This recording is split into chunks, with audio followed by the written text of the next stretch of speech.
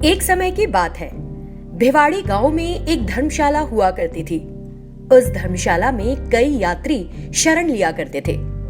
क्योंकि पुरानी होने से वो काफी टूट फूट गई थी, सारे गांव वालों ने उसे मिलकर फिर से बनाने की सोची। इसके लिए गांव के बुजुर्गों ने एक समिति बनाई। धर्माराव और पापाराव को उस समिति का अध्यक्ष बनाया गया। धर्माराव एक नैतिक मूल्यों पर जीने वाला आदमी था, लेकिन पापाराव एक व्यापारी था। मिलावट करके बड़ा मुनाफा कमाने की नियत रखता था। गांव वालों ने न सिर्फ अपने बल्कि आसपास के गांव से भी चंदा इकट्ठा किया। फिर उन्होंने उस धनराशि को धर्माराव और पापाराव के पास रख दिया। पापाराव, तुम सारी राशि अपने पास रखो। फिर धर्मशाला का निर्माण कार्य शुरू हो गया। पूरा काम खत्म होने के बाद सभी ग्राम प्रधान एक जगह बैठकर खर्च हुए पैसों का हिसाब करने लगे। उन्हें 10,000 रुपयों का हिसाब नहीं मिला, तो उन्होंने धर्माराव और पापाराव से पूछा,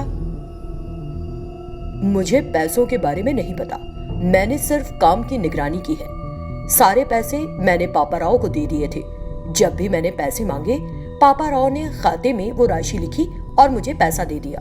पापाराव नाराज होकर बोला, धर्माराव ने मेरे पास पैसे रखे, ये सही बात है, लेकिन खाते में गलत राशि भरकर इसी ने 10,000 रुपए का घोटाला किया है। क्योंकि मसला हल नहीं हुआ, सारे ग्राम प्रधान सरपंच के पास गए और उन्हें सारा मसला बताया। जिसने जो कहा वो ठीक है, बिना सबूत के हम किसी को दोषी नहीं ठहरा सकते। हमें सबूत ढूंढना होगा। तुम सब 2 दिन बाद आना, फिर मैं इसका हल बताऊंगा। उस सरपंच का बेटा चंदर कस्बे में पढ़ाई करके लौटा था। वो एक बहुत बुद्धिमान लड़का था। पिताजी, इस मसले को सुलझाने की जिम्मेदारी मुझे दीजिए, मैं इसे हल करूंगा। सरपंच मुस्कुराए, ठीक है, तुम सुलझाओ। उस रात चंदर पापाराव के घर गया और चुपचाप जाकर खिड़की के पास खड़ा हो गया। पापाराव और उसकी पत्नी, ए जी, उन 10,000 रुपए से जिनकी तुमने चोरी की है, मुझे एक हार दिला देना। अरे भगवान, अगर ये मसला हल हो जाता है और धर्माराव दोषी साबित होता है, फिर ये हमारा पैसा होगा, फिर जो चाहोगी दिला दूंगा। 2 दिन बाद सारे गांव वाले न्यायाधीश के पास गए। ये बताना बहुत ही आसान है कि उन पैसों की चोरी किसने की है। अगर हम पूछे तो ये अंडा तक बता सकता है कि वो 10,000 रुपए किसने चुराए हैं। ये सुनकर सारे गांव वाले चौंक पड़े। इसी बीच चंदर 2 गिलास पानी और 2 अंडे ले आया। फिर उसने धर्माराव और पापाराव से कहा, आप दोनों को इस अंडे को उस ग्लास में डालना है जो आपको दिए गए हैं। धर्माराव ने एक अंडा लिया और अपने हाथ के ग्लास के पानी में डाल दिया। अंडा ग्लास की तह में जाकर फिर से ऊपर आ गया। फिर पापाराव ने एक अंडे को उसे दिए गए ग्लास के पानी में डाला। अंडा उस ग्लास के पानी में डूब गया। तुरंत चंदर जोर से चिल्लाया, हमने चोर को पकड़ लिया है। पापाराव ने वो 10,000 रुपए चुराए और दोषी धर्मराव को बताया। जब न्यायाधीश ने सख्त आवाज में पूछा तो पापाराव ने सच उगल दिया। फिर न्यायाधीश ने पापाराव पर 10,000 का जुर्माना ठोका। इससे पापाराव को कुल 20,000 रुपए उन गांव वालों को देने पड़े। जब सब चले गए तब उन्होंने अपने बेटे से पूछा, चंदर, मैं कुछ समझा नहीं, अंडे ने कैसे पता लगा लिया? पिताजी, सामान्य पीने के पानी में अंडा नीचे जाकर फिर ऊपर आ जाता है, लेकिन नमक के पानी में डूब जाता है। यहाँ वही हुआ। बीती रात मैंने पापाराव के घर जाकर पति पत्नी की सारी बात सुन ली थी, जिससे मुझे पता चल गया था कि पापाराव ने उन पैसों की चोरी की है।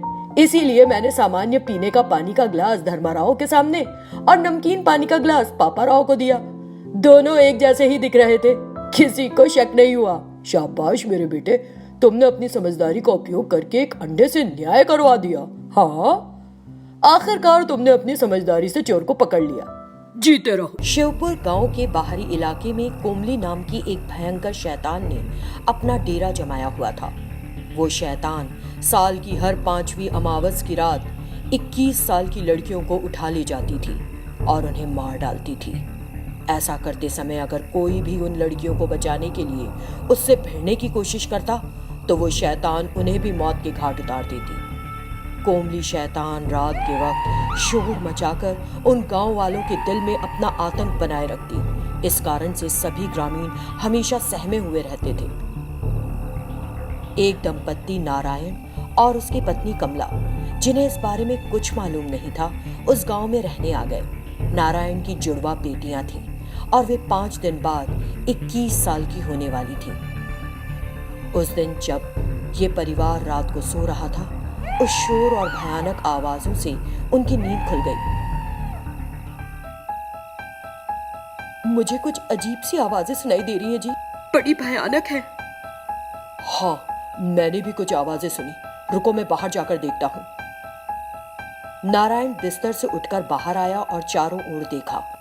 उसने गांव के ऊपर एक बड़ा सा साया उड़ता देखा। वो घबरा गया और जल्दी से घर के अंदर आया। एक बड़ा सा डरावना साया आकाश में उड़ रहा है, जिसे सुनकर माँ बेटी डर गई। यहाँ आते समय मुन्नी बुआ ने कहा था कि वो गांव अच्छा नहीं है। मुझे भी यहाँ मनहूसियत सी महसूस हो रही है। हमें ये गांव छोड़ देना चाहिए। अभी इस गांव में आए हैं हम, 1 दिन भी नहीं हुआ है। ऐसे एकदम से सारा सामान लेकर कहाँ जाएंगे? डरो मत, मैं कल गांव वालों से पता करूंगा। अगले दिन सुबह सुबह नारायण रात में उस साये के बारे में जानने वहां के एक व्यस्त इलाके में गया। वो एक पेड़ के पीछे खड़ा हो गया। अमावस्या का दिन 10 दिन बाद है। न जाने इस बार उस शैतान की वजह से किस लड़की की जान चली जाएगी। दूसरे व्यक्ति ने कहा, कल ही नारायण और उसका परिवार हमारे गांव में रहने आया है। उसकी 2 बेटियां हैं। वो 21 साल के लगभग लगती हैं। मुझे डर है कि इस बार वो बच्चियां शिकार बनेगी। बेचारे कहाँ इस गांव में आकर फंस गए।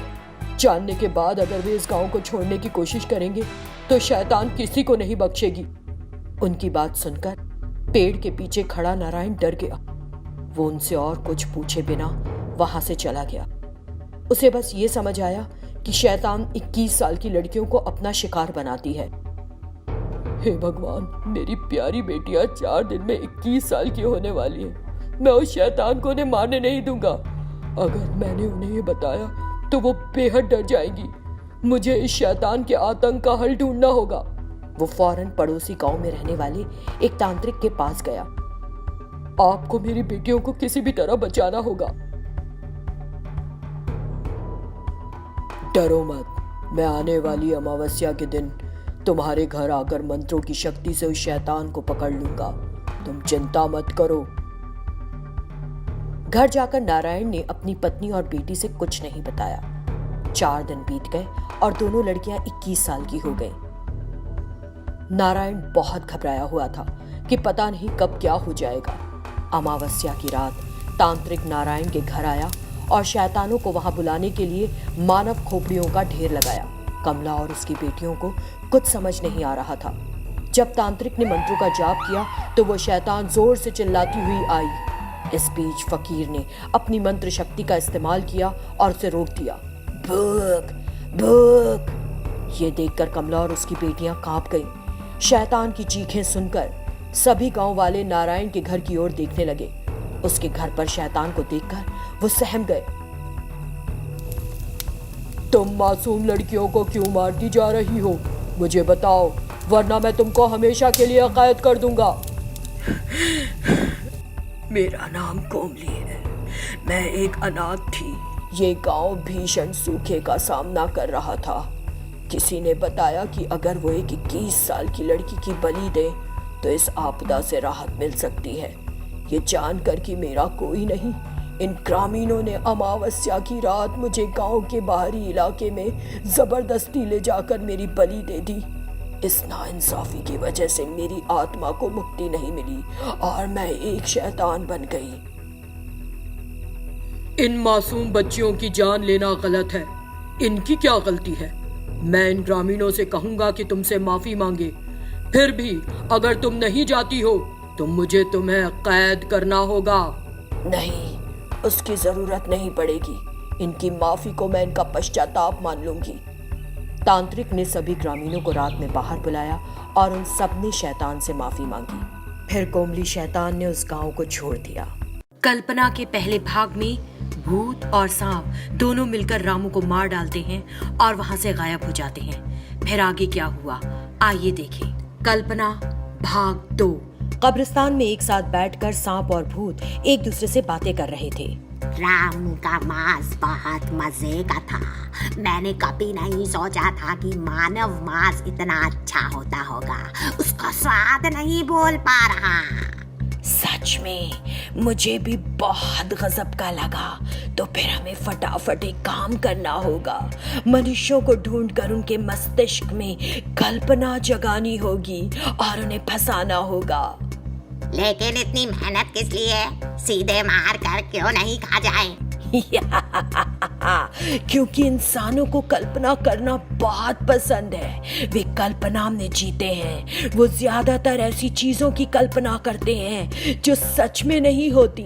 अगर हम उनकी कल्पना को साकार कर दें तो वे खुश होंगे और बदले में हम उनका शिकार करेंगे।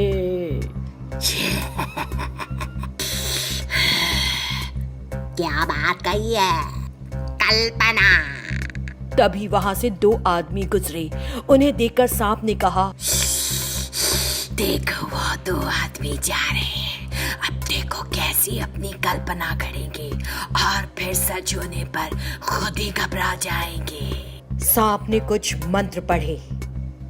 अरे गोपी, मैंने असल जिंदगी में कभी भूत नहीं देखा। अगर कभी सामने आ जाए तो क्या होगा? उसने कहा कि भूत सामने आ गया। भूत को देखकर दोनों की जैसे जान निकल गई। Think of the devil and the devil is here.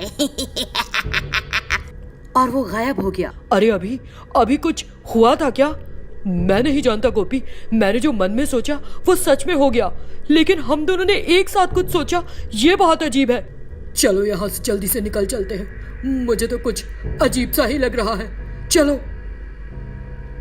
थोड़ी देर बाद वो लोग रुककर फिर बात करने लगे। लेकिन जो देखा वो रोमांच से भरपूर था। मुझे भी रोमांच महसूस हुआ, लेकिन डर भी लगा। भूत और सांप को फिल्मों में देखना कितना भयानक होता है। बहुत इंटरेस्टिंग लगते हैं। काश क्या हम उनसे दोस्ती कर पाते। तुम्हें नहीं लगता ऐसा? मुझे तो कई बार ये ख्याल आता है कि काश वो कभी हमारे सामने आ जाएं। अचानक वो सांप और भूत एक ही बार में उनके सामने आ गए। तुमने बुलाया और हम चले आए, और दोनों साथ में आए हैं।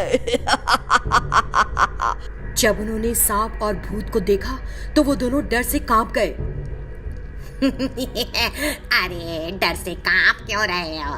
दोस्ती करना चाहते थे ना हमसे, फिर डरना कैसा? अरे बिल्कुल, डरने की क्या बात है। अब से हम तुम्हारे दोस्त हैं, इसीलिए तुमको जो खाना हो वो खाओ और हमको जो खाना होगा हमें खाने देना। गोपी जो डरा हुआ था, तुम क्या खाते हो? भूत जोर से हंसा। हम खून पीते और मांस खाते हैं। आमतौर पर ये लोगों को मार कर करना पड़ता है। तो हो जाओ तुम दोनों तैयार। भूत और सांप जोर से हंसे और गायब हो गए। गोपी और अभी दोनों को कुछ समझ नहीं आ रहा था कि हो क्या रहा है। वो दोनों डर के मारे वहां से भागे। गोपी ने अभी से कहा, क्या वो सच में हमें मारने की कह रहे थे? क्या वो हमें मार डालेंगे? नहीं, ऐसा नहीं होगा, इसलिए भागो यहाँ से। तभी सांप और भूत ने उनका पीछा करा और उनके सामने उनका रास्ता रोककर खड़े हो गए। हम तुम्हारे गहरे दोस्त हैं।